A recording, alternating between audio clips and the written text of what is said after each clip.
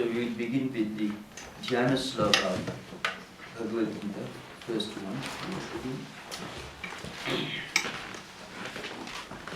Om Bhakthaya Pradibodhidam Bhagavata Narayanena Swayam Vyasena Grathidam Purana Munina Madhye Mahabharatam Advaitam Mradavarshini Bhagavadim Ashtadashadhyayinim Ambatvam Anusandathami Bhagavad-Gītā Bhavadveshini.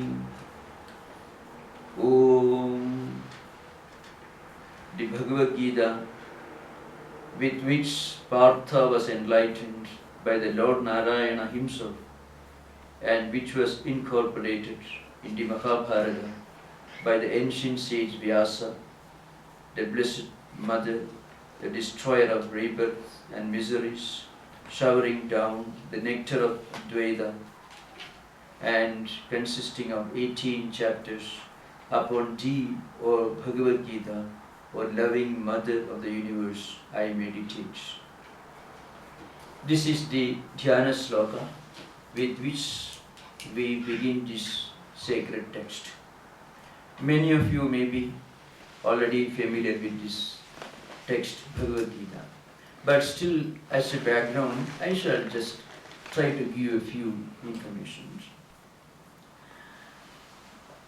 The text itself contains 700 verses divided into 18 chapters. So you can very well understand this is a very small text. But it is taken from a much larger work, the Mahabharata, which contains more than 100,000 verses. It is supposed to be the largest literary and mythological work in the world.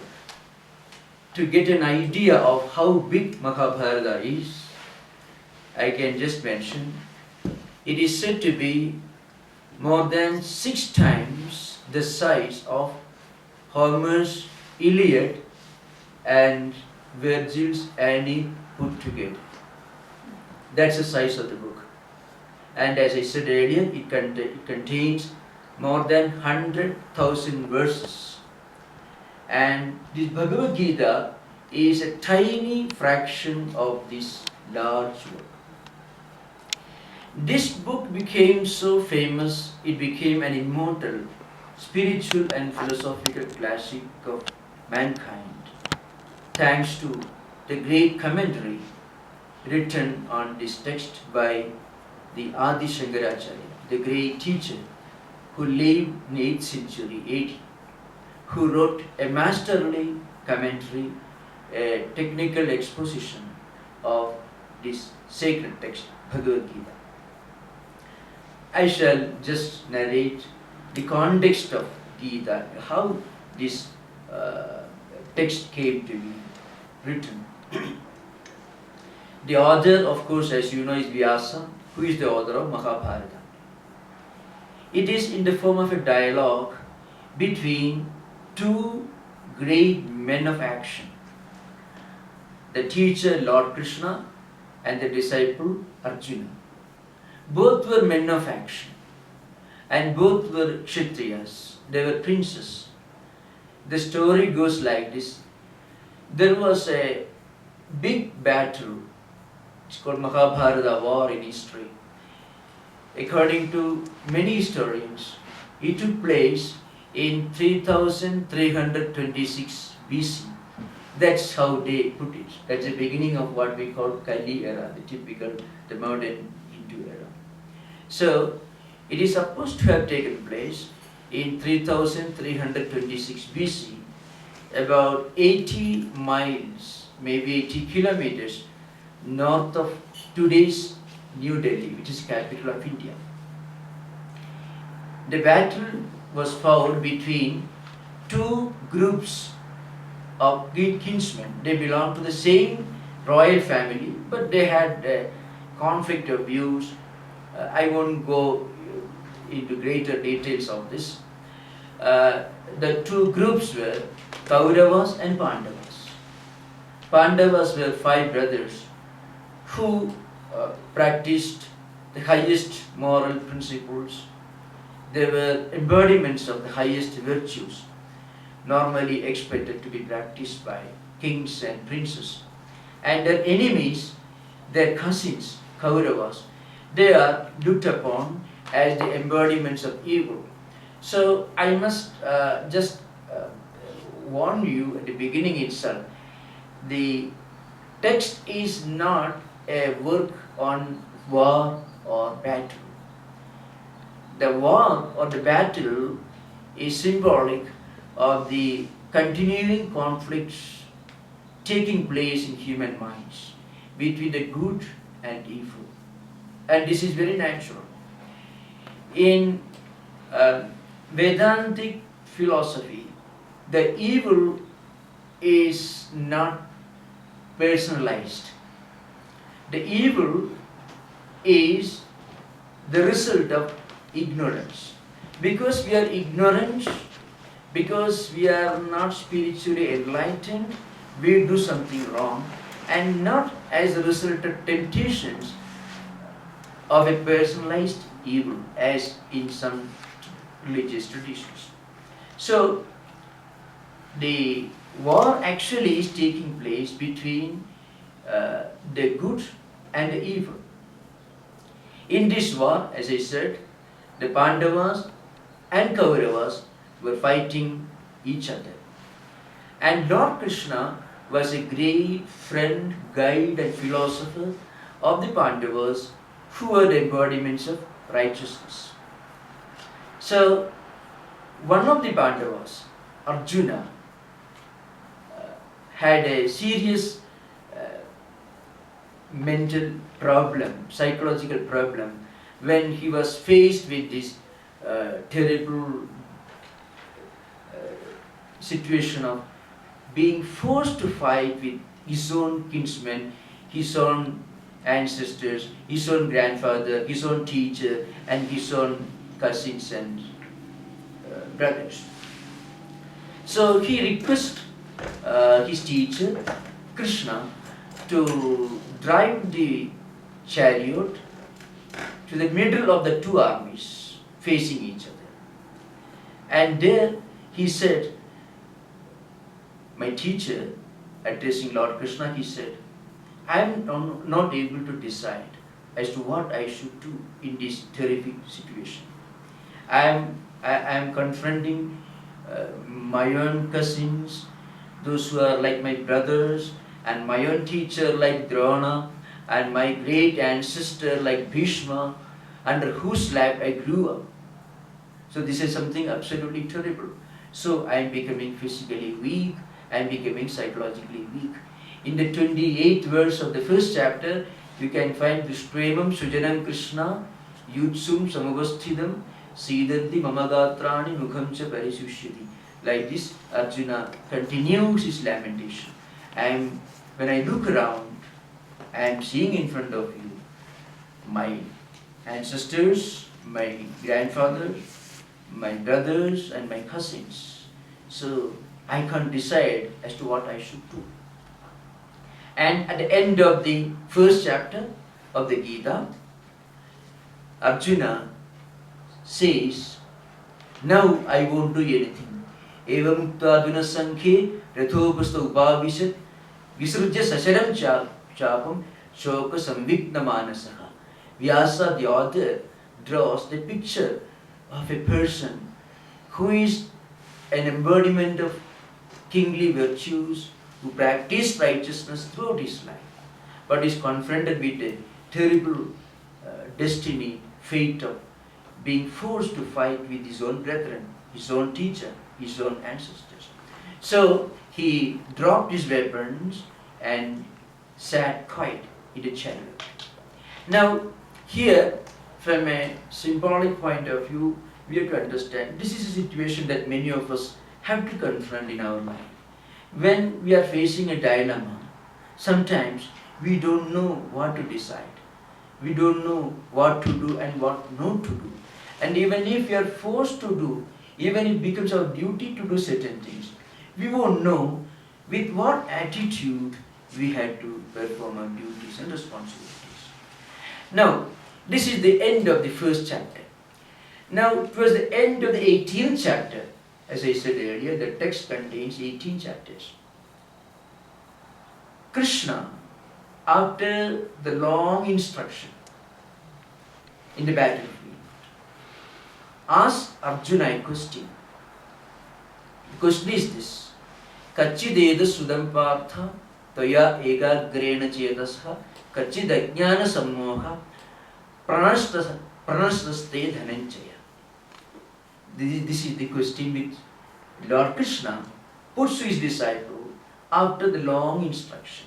Now look here, Arjuna, after listening to my instruction, are you satisfied?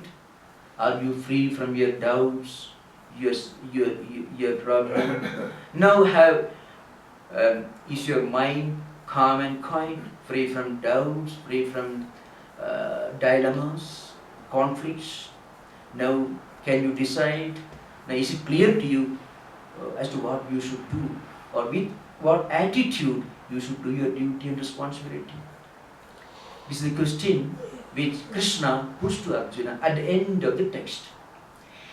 Now, in answer to this, Arjuna answers. He says, Nashto moka smagir labdha tud prasadat maya achyuta sthidosmi gata sandeha karishi vachanantama. Arjuna's answer. In fact, this answer is the climax, in a way, is the climax of Bhagavad-Gītā. From the standpoint, or when you look at it from the standpoint of a dialogue between a great man of action who was facing a great dilemma and a great spiritual teacher, Lord Krishna. That translation is this: O Lord Krishna, now I am completely free from my ignorance, my delusions. Now I have got back my memory. I didn't know what I should do. I was facing a great dilemma, a great conflict at the beginning of this dialogue, this conversation. But right now I am completely free from my doubts, from my conflicts. And I have got back my memory by your grace. Now, not only that, I shall act according to your instruction. So the last word, the last sentence which Arjuna utters in the Bhagavad-Gītā is, I shall act according to your instruction. Karishe vajanam tava. It means I shall act according to your instruction. And then Arjuna became fully aware of his duties and responsibilities and went.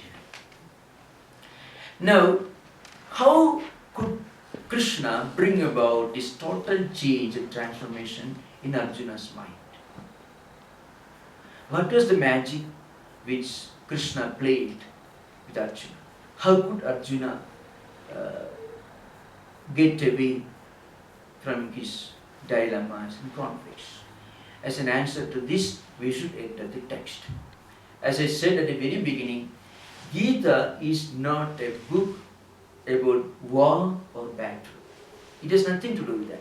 Great interpreters, modern interpreters like Mahatma Gandhi says that Gita as a text has nothing to do with fighting or battle. It is a symbolic presentation. The real fight, the real battle is between the two forces in our own mind, the good and the evil. So how to face the temptations of the senses, how to liberate our mind from the tyranny of senses. Because if we surrender to the temptations of the senses, we become spiritually enslaved. Because freedom to the senses means spiritual slavery. Freedom from the tyranny of senses means spiritual freedom. We can assert our true nature. we can assert that we are not just these psychophysical mechanisms which are born, living and dying and being reborn. We are something beyond the psychophysical mechanism. We are the eternal Atman, the eternal self, the supreme consciousness which is immanent, residing in all beings, and also universal, omnipresent, and all-pervading, and also transcendental. We are beyond death.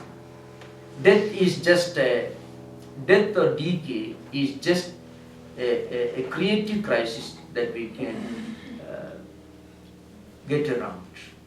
We are the immortal, eternal Atman. Now, once we get this conviction, not just conviction, real experience, we become liberated. Now, how to achieve this goal? And what are the characteristics of a spiritually enlightened person? Spiritually enlightened person, spiritually illumined person. That is Sthitaprajna. Sthitaprajna is a technical word used in this text. What are the characteristics of a Sthitaprajna? You find these 18 verses which constitute the description of the characteristics of a spiritually illumined man of wisdom, person of wisdom. They are enshrined in this book. This Sthitaprajna is a state of spiritual evolution. When we go beyond the feeling that we are just these psychophysical mechanisms, when we get the real experience that we are the all-pervading Atman, the supreme consciousness, then our mind, our wisdom, our intellect becomes completely established. We become serene, we become calm, and the text says, innumerable rivers may empty their waters into the ocean, but the ocean is not disturbed. You can find, we are going to discuss these verses in detail. So, such a spiritually enlightened person can live in this world without conflicts. He need not withdraw from the field of action. He need not withdraw himself from the realities of empirical life, worldly life. He can live very much in this world, still he can be free from worldliness. He can act, but he can act in total unselfishness, with total unselfishness and non-attachment. He can work without worry, without complaint, with serenity within, calmness within, contemplation within. He can work with the zeal, with the enthusiasm of a king. That term is used, Ajarshi. You can find in the 4th chapter. Now we'll enter the text proper. Those of you who have got the text can take the 2nd chapter of the Gita, and you can refer the 54th verse.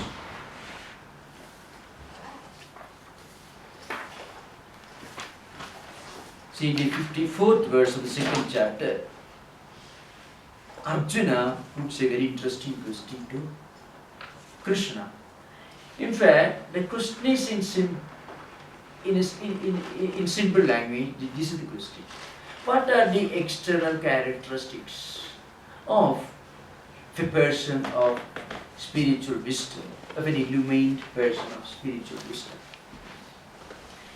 Arjuna is asking, Sthitaprajna se ka bhasha samadhisthasya keshava sthitadhi kim prabhashida kim asida vrajeda kim. These are the questions. How does a spiritually enlightened person live in this world? How does he interact with others? How does he move about? How does he speak?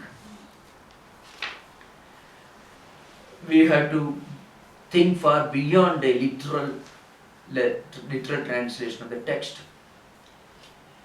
What are the external signs by which we can recognize a spiritually enlightened person?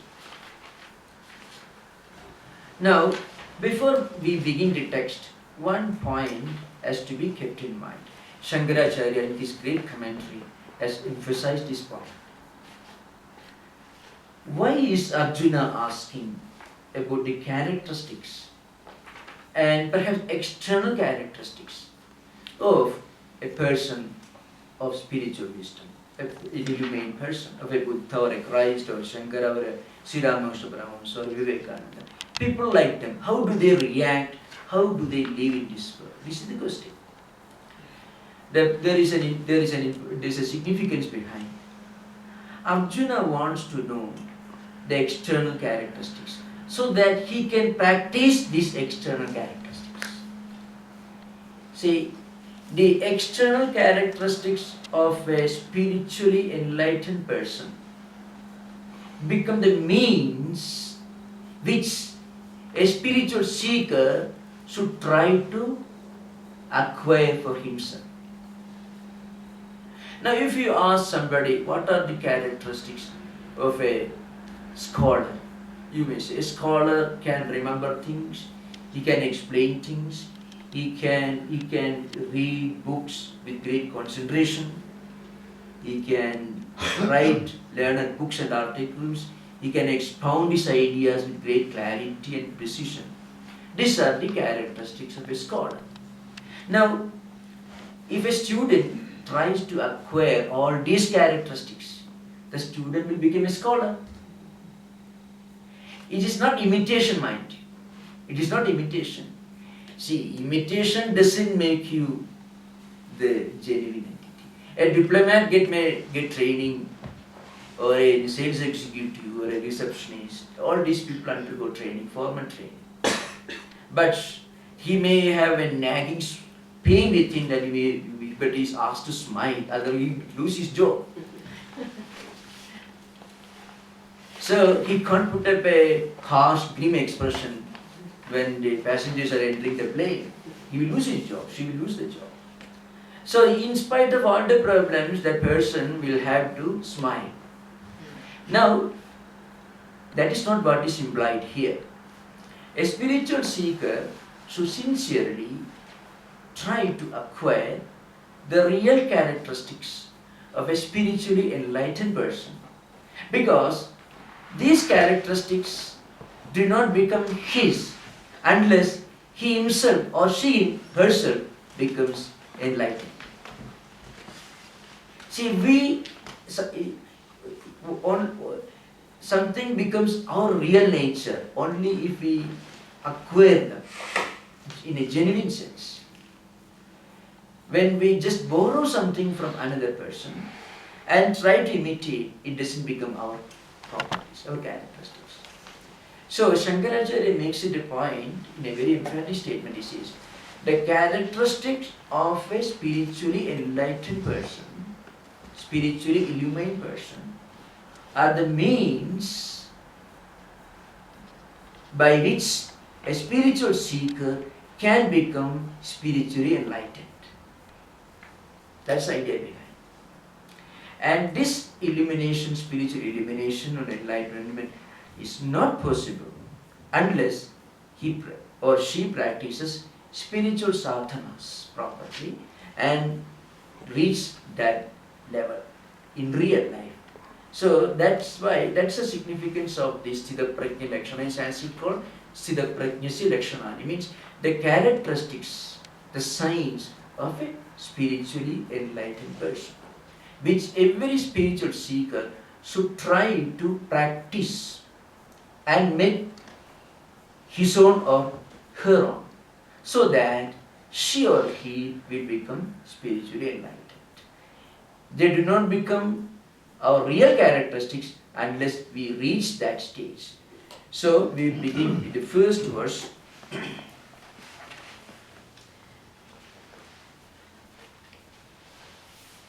Sthitaprajnasya ka bhasha. What's the language which a spiritually enlightened person speaks?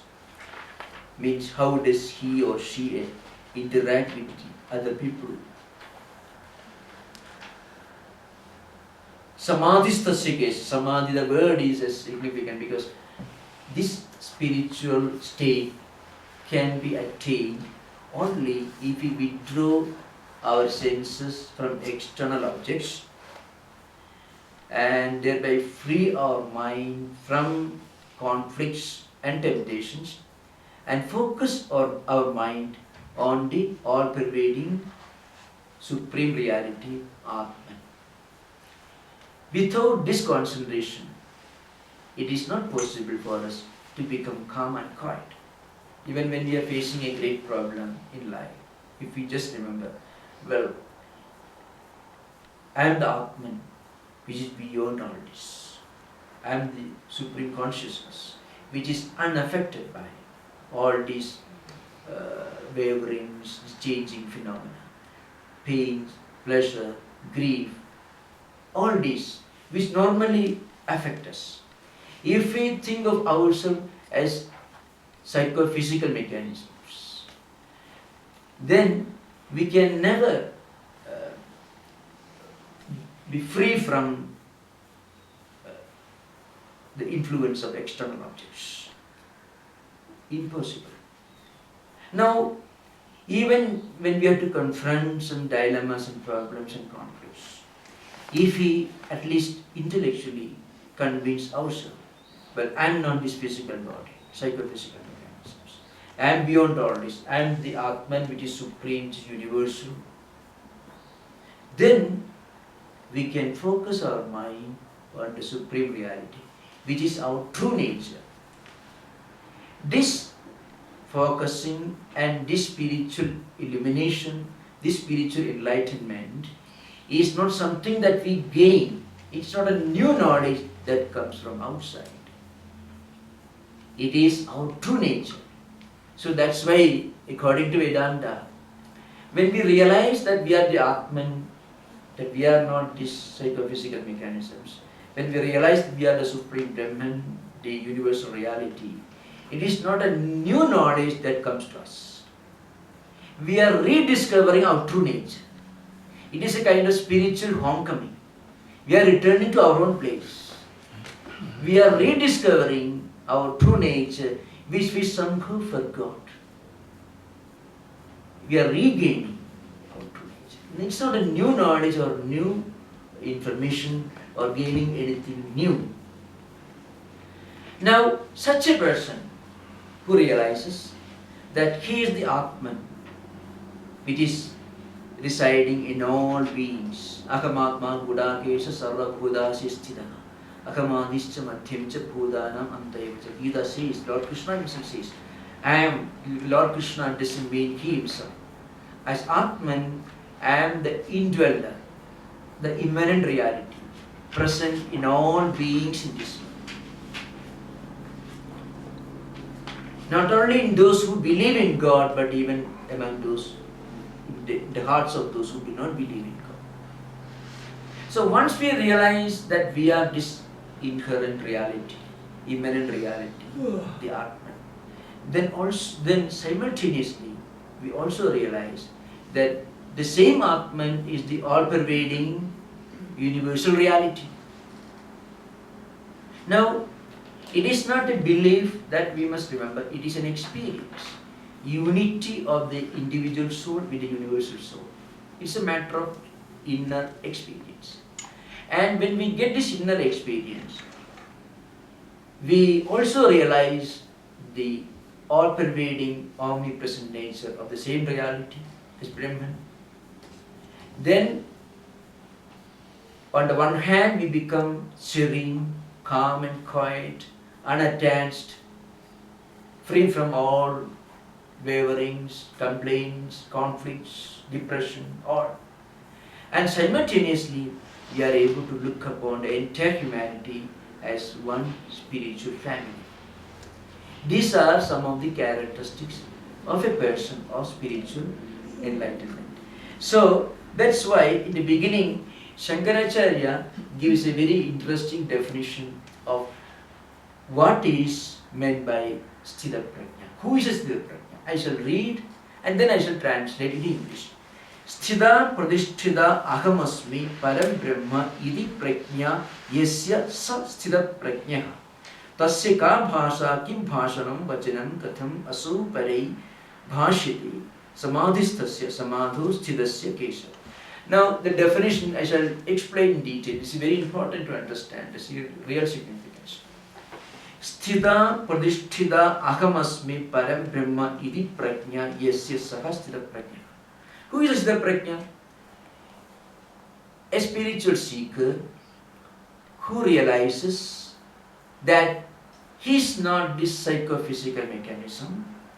He is a universal, omnipresent, all-pervading reality which is designated as Brahman in Vedanta. And the same reality as the immanent reality is designated as Atman. Now, I am that Atman, I am that Brahman. This faith, this conviction, this experience is very deep in a spiritually enlightened person. That's why they are so completely free from conflicts and other fluctuations. So, such a person will have this strong conviction that he is the all-pervading supreme consciousness. He is not this physical body, mind or intellect, which are subjected to fluctuations and changes, which come and go. We suffer and enjoy. He is beyond all this. This is the characteristic of a Sthitaprajna. Now, Arjuna wants to know how such a spiritually enlightened person lives in this world. That's very important. Now, one can get this illumination and stay in a cave or in a hermitage, in a forest. There is no problem. The problem arises when you come out of your cave or hermitage, when you have to come in contact with the people living around. How does he or she interact with people living around? Because Arjuna knows very well that if you become a spiritually enlightened person and live in a cave or a forest, there is no problem. But Arjuna cannot do that. Arjuna's problem was this. He has to live in this world. He is a soldier, mind you. Arjuna is not a hermit. He is not a monk. He is not a contemplative. He is very much a man of this world. The Arjuna whom you find in the first chapter of Gita. The Arjuna who asked this question. So in a way, Arjuna is a representative of the modern man. The modern man, modern woman.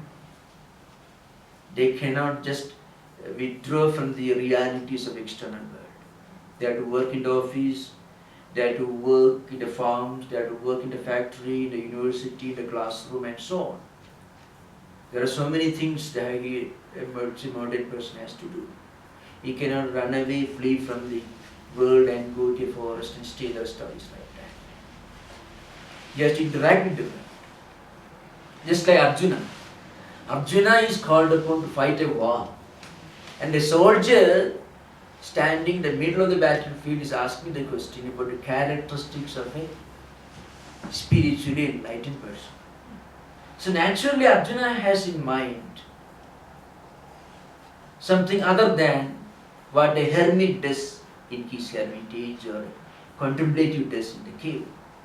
Arjuna wants to know how does a spiritually enlightened person interact with the world. Now, to give a clear picture of this, I can draw your attention to the 4th chapter of Gita. In the 4th chapter, at the very beginning itself, Krishna refers to a group of great kings and emperors who lived in ancient times, who combined in their life action and also contemplation. The word used is Rajarshi. Rajanascha, Rishayascha, Rajashaya. That's Shankaracharya's definition. 4th chapter if you find. Imam vivasude yogam proktavan ahamam veyam vivaswan manave praha manu ikshagave bravi evam parampara praptam imam rajashyo viduhu sakalena ihamahada yogo nashta parandava. These are the two verses, the beginning of the 4th chapter. Here, Krishna is referring to a group of ancient kings and emperors who are also saints and sages, who combined in their life and also in their character, in their nature, the active dynamic spirit of a king or an emperor and the calm contemplative serenity of a hermit or a saint. How can these two apparently contradictory characteristics be combined, rolled into one in our own life? So Krishna says the technique of practicing this synthesis, harmony of action and contemplation is called yoga. This is called yoga. It's a technical term. Many of these Sanskrit terms have got well-defined, well-structured technical implications, just as in modern science. Yoga doesn't mean standing on your head or practicing physical exercises. They constitute only one aspect of yoga. They do have a place, no doubt, they are relevant, but yoga as a total philosophy of life goes far beyond this. Now Krishna here, Imam Vivasade Yogam Proktavan Ahamabhya. In the beginning, I taught this to Vivaswan. Vivaswan taught to Manu, Manu taught to Ikshvaku, and so on. Ikshvaku is the ancestor of Lord Rama himself. So Krishna says, in ancient times, there were a number of dynasties, kings and emperors, who ruled their kingdoms and empires with efficiency and dynamism and zeal, but were combined in their character, not only kingliness, but also saintliness. The serenity, the tranquility of mind of a saint, and the administrative capacity, the efficiency, the dynamism of a king, rolled into one. So, and then Lord Krishna says, this great spiritual philosophy, spiritual way of life, gradually got lost. How? People who were supposed to practice this deviated from its path. Anushtatrinam kamodhava. Lord Shankara Acharya in his commentary says, this path somehow got lost in course of time. Sometimes it happens. In the evolution of human civilization, in the history of human civilization, we lose many of our ancient skills as part of this inevitable march of human civilizations. We may advance in science and technology, but we may lose many things in terms of spirituality, morality, ethics, and some fundamental values. We may be the losers. In this relentless march of human civilization, we may gain in science and technology, but we may lose in spirituality and morality. So Krishna says in ancient times, this yoga was practiced by great kings and emperors. But somehow it was lost. Because people who were supposed to practice this deviated from its real path. They lost the real, they lost their track. And sometimes, when people were supposed to practice a great spiritual philosophy, practice something else, then people may think what they are practicing is yoga. Those who are really supposed to practice the great spiritual philosophy of yoga, when they deviate from their path and practice something else, the common people may misunderstand. Well, what they are really practicing is yoga. It may be they don't know that it's a deviation from yoga. So Krishna says somehow it got lost. So that's why Arjuna is asking this question: how do these spiritually enlightened people practice yoga in real life? Well, I can give just one more illustration to drive home the point, the true implication of yoga in actual life. In ancient India, there was a great king.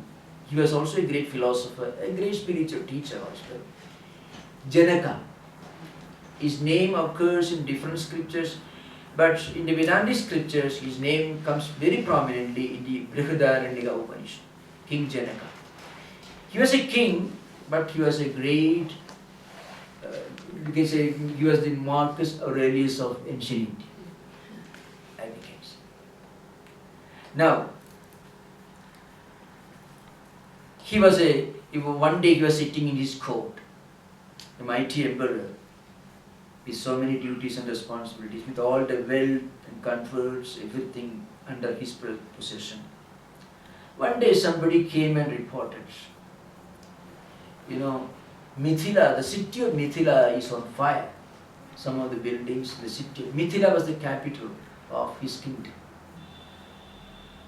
So a reporter came, rushed to the court and said, well, the capital is on fire, including his own palace perhaps.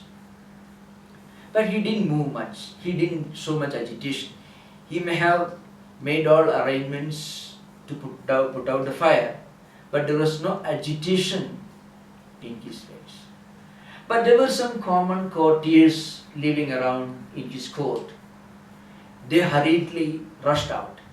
They didn't have much to lose. Maybe one small house. Some of them may not have even had a house. But they were so eager to retrieve whatever little they had, they rushed out with great agitation, with consternation on their faces. But the king himself sat with absolute non-attachment and serenity, but he made all arrangements to put out the fire. There was no agitation on his face. So there's a great statement which he made at that moment. The statement is this: Anantam batame vittam yasya me nasti kinchana mithilayam pradiptayam na me nasti pranasyati. The meaning is this: my wealth is infinite. He was a spiritually enlightened person who has realized his identity with the universal spirit. That's why he was so serene, so calm, and so completely free from any agitation. So, Mithilayam Pradiptayam, Name Kinchit Pranasiri means, even if the capital city is on fire, I am not going to lose anything. See, remember, it doesn't mean that like Nero, he sat there playing his violin or flute or anything. Historically, maybe may not be true, the Roman emperor. He didn't do that. King Janaka made all arrangements to put out the fire. He took all measures. But at the same time, there was no consternation, no agitation, no disturbance on his face. Somebody asked, a sage asked him, how could you sit there with such tranquility? Then he said, even if the whole capital is destroyed, burned, I am not going to lose anything. But the real me is beyond this body. The real me is Atman, or Supreme Consciousness. As you may remember what had Socrates' statement, when Socrates was about to die the same day, morning, Crito reached in the prison. With great difficulties he managed to enter the prison. Then Crito was a rich man, almost like a disciple of Socrates. So Crito asked him, how do you expect to be cremated or buried? Then Socrates replied, for that you should understand the real me. By the real me, he understood something other than this psychophysical mechanism, body of Socrates. Then he continued, as to my body, you do with it what you do with other prisoners. Because he also insisted the real me is beyond this body. So you can find this higher spiritual wisdom in the life of and teachings of many of the great teachers of the ancient world. Now, in answer to this, Lord Krishna begins his instruction from 55th verse onwards. The 55th verse is this. Prachakadi yada kaman sarvan parthamanogatan atmani eva atmana tushtaha Sthitaprajna tadvachyati. Who is a Sthitaprajna? Whom do we normally call Sthitaprajna? Sthitaprajna, as we must understand this again, a spiritually enlightened, illumined person who has experienced or realized his identity with the universal consciousness, and thereby who has transcended, gone beyond the obsession with this body and all that is related to this body. Pains and pleasure, empirical, fleeting losses and gains, all these are related to this physical body. Now, a spiritually enlightened person is one who has transcended this obsession with the body and senses and external objects, who is every minute experiencing his identity with the universal spirit, the supreme consciousness, and who is established in that realization, and therefore is never worried, never wavered, who is never in conflict with himself or conflict with others, who can accomplish the most gigantic, difficult task in this world with perfect tranquility and calmness, serenity. These are the characteristics of a Sthitaprajna. Now, so Lord Krishna answers, Sthitaprajna is one who completely gives up all desires. Kaman prajahati. He is completely free from desire. You find this in most of the ancient religious traditions. Christianity, not only Hinduism and Vedanta, but Christianity, Buddhism also you find. The moment you give up desire, you become calm and quiet. It doesn't mean that you should become indifferent. It's a very interesting point repeated in this text. Giving up desire for physical objects doesn't mean giving up our duties and responsibilities. Because very often we won't be able to think of any work, any duty or any responsibility without a related ambition, plan or scheme. We may plan very well, but we can do even planning without selfish desire. Sometimes Vedantic text, you have a great desire, not a selfish desire, a great desire to do something good for others, good for the world. It's called, Loka Sangraha. In fact, that's a characteristic of a person who has given up all selfish desire. So, one can be completely free from desire and ambitions, and also attachments. And then, along with that, one can work very hard for the good of others. And this is possible only if we combine in our attitude the realization that we are something beyond this body,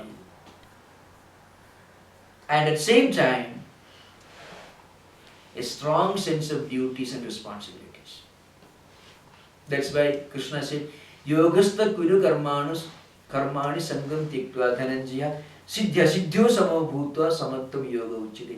This yoga is defined in the second chapter, the same chapter, earlier, before this verse comes. What is yoga? Doing all our duties and responsibilities without any indifference, negligence, or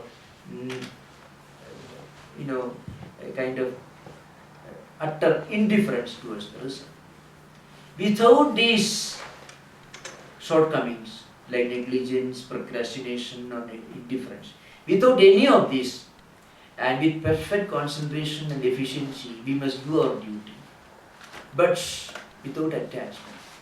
And attachment can be avoided only if we become unselfish, because selfishness and attachment go together. Non-attachment and unselfishness also go together. Now what Lord Krishna says is this: these are the natural characteristics of a spiritually enlightened person. So prajahadi yada kaman sarvan parthamanogata. It is not that physical desire, but even mental desire. That's to be given up. Of course, in this context, I must drive home a few important points which are closely related to this. Because very often when we teach karma yoga or niskama karma, means the art of practicing our duty with total non-attachment, the art of practicing total unselfishness. Whenever we teach this, the question arises: how is it possible to be completely non-attached, to be completely free from attachment and desire? Then how is it possible to do any work? In answer to this, we have to refer to Sri Krishna's process, method of instructing Arjuna. If you look at the Gita, you find there are 4 levels of evolution of practicing karma yoga, practicing duties and responsibilities. 4 levels in ascending order you find.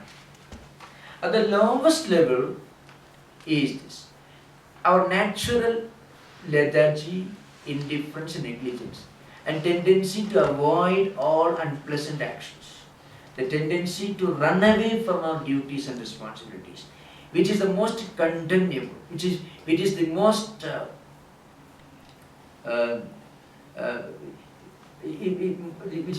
which Krishna criticizes in the harshest possible language. Krishna makes a point clear again and again in the beginning of the second chapter. It is far better to do something with selfishness and attachment